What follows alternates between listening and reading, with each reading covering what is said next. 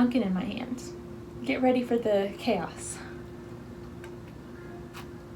Okay, hello, hi guys, welcome back to my channel. If you've never been here before, please go ahead and subscribe to this video to see more college content because I am in college. So today I wanted to talk about textbooks because as a college student, I have to drop a lot of coin on textbooks, and if you're a college student, I bet you do too. So this video is going to help you not drop as much coin as you would. Buying college textbooks shouldn't have to break your bank, and with these tips, it won't break your bank.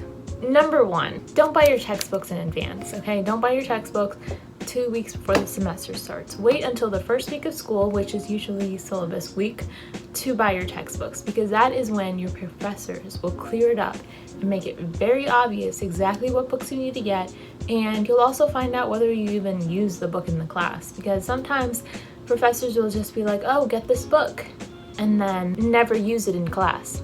So what's the point of you buying it anyway, right? Save yourself the time, save yourself the money, and wait until syllabus week so that you know exactly what edition this book is, exactly which book it is, so you don't get the wrong book by accident, and whether it's required or not. Easy, right? You would think so, but I have made this mistake so many times. Okay, also, don't buy your textbooks from your college bookstore if you can avoid it.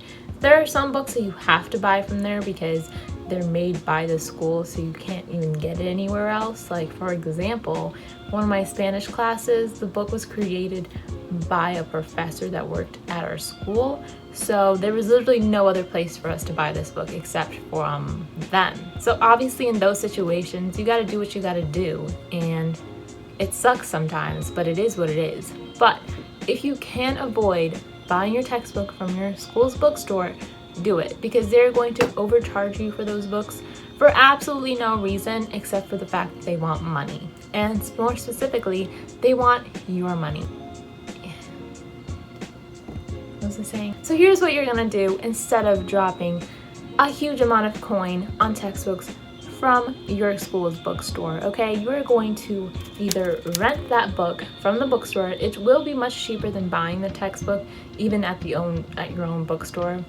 And also, Chegg is a wonderful resource for renting books, as well as Amazon. Also another resource for renting textbooks. And you know, if renting isn't an option, that's completely fine. You can buy used books from Chegg or Amazon. Amazon really comes in handy with this one because they have a lot of books on there, because a lot of even like smaller like bookstores use Amazon to sell their books. Like one book that I got is actually from a library that no longer needed the copy anymore, so they were selling it for $8, and like originally the book would have been like $30, and I was like, oh snatch, you know what I'm saying? Also, in addition to Chegg and Amazon, also check out eBay, because a lot of students will sell their own textbooks on eBay. The next tip that I have is actually kind of dependent on your school. I know that my school does this, and a lot of other schools probably do this as well. A lot of schools will have like Facebook groups for each class. Like, for example, I'm in the UIUC 2022 group because we're all in the same class, and a lot of times what will happen is that people will be selling things on there, including textbooks, or they'll be like advertising subletting apartments and all that other stuff. And those Facebook groups are really handy, especially when you don't want to spend a lot of money on a textbook. You can just go on there and be like, hi, has anyone taken this class? And if you have, then are you selling the book for this class? And sometimes you don't even have to make the post yourself. Other people will be selling their own books. You're like, hi, I took this class. These are the books I have. Does anyone want to buy them? And in most cases, doing it that way would be a lot cheaper than actually renting or buying the textbook from anywhere else. And yeah, an example of this was that I got one of my textbooks for $15, and it was originally like $60 to get it from either the bookstore or from Amazon or Chegg. And I was like, I don't want to do that. And for $15, I get to own it because I bought it from another student. Okay, another wonderful resource is slug books. My school has its own version of slug books. It's not slug books, it's just their own version of like comparing books. So I've never actually needed to use slug books, but this resource is very essential, and it's gonna help a lot of students that don't have the same resources that I do with my school, because I think I talked about this in my last video. My school has this feature where you can go on the bookstore's website and compare prices on textbooks. So it'll show you every single textbook you need for all of your classes, and then it will compare that price with prices from Amazon or from Chegg, and from like buying that book as a used book or getting it rented. And I know that a lot of schools don't have the same feature for their bookstores. You can use slug books as a resource to compare prices on textbooks. Basically, slug books is a website where you can go and search up the ISBN of whatever textbook you're looking for, and then you just type it in, and then it'll show you like hundreds of different options to get this textbook. It's going to give you a wide variety of places to go buy your textbook from or rent it from, and then you can find the best price for it, because that's what we're trying to do here.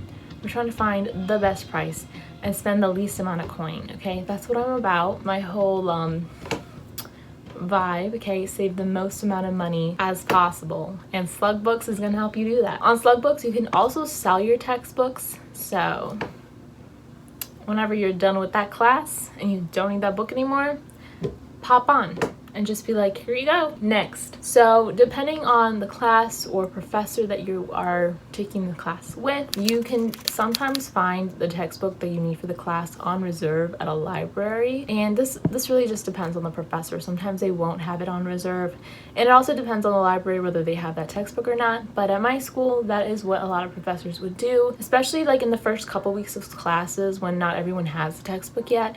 This is a great way to just go and like take some pictures of the textbook and do what you have to do. You can check it out for a couple weeks at a time.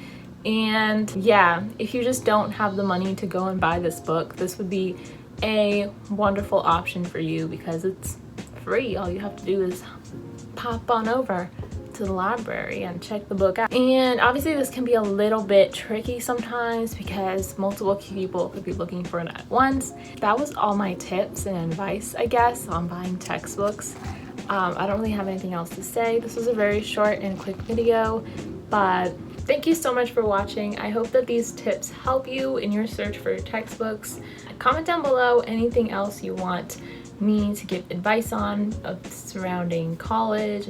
I will hopefully make a video about it, because I would love to make videos about it. Also, this is the last video I'm filming in my room at my house, so that's kind of exciting. I am moving out of my house next week, actually a week from right now. By the time you see this video, I will already have moved out. So yeah, so I will see you guys next week. Bye.